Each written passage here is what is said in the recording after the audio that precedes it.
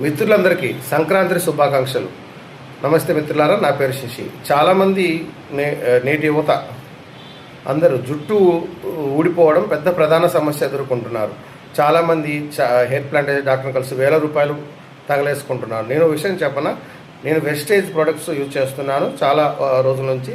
నాకు కూడా జుట్టు గతంలో విపరీతంగా ఊడిపోయేది, బట్టనెత్తి కూడా ఏర్పడింది దాదాపు.